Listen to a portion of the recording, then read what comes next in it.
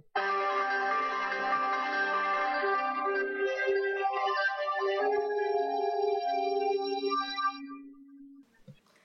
aften og velkommen til Alnyhederne.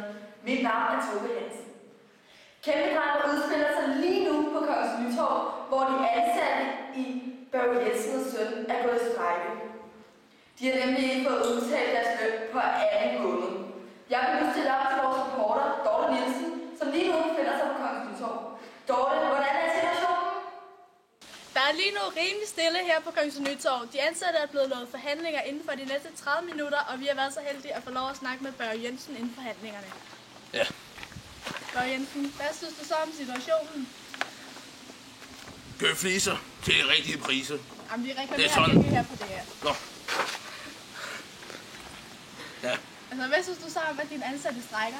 Det har jeg sgu fint med. Det er kraftigt nogle røvhuller, mand. Og der er meget billig arbejdskraft i brolakkerne. Ja.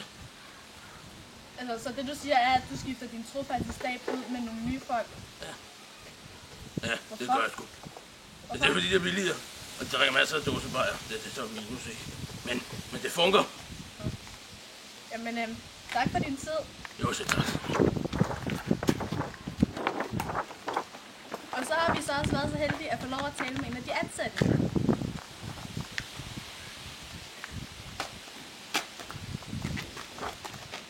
Hvad synes du så om situationen? Jeg er grædefærdig. Det var ikke godt. Jeg Nej. kan godt se det på dig. Ja, jeg er meget ked af det. Ja. Ja. Ja, det var Dine ikke godt. tårerkanaler er udtørret. Ja, det er ikke Det er sjovt. synd for dig. Lad være med at pille. Perverse svin.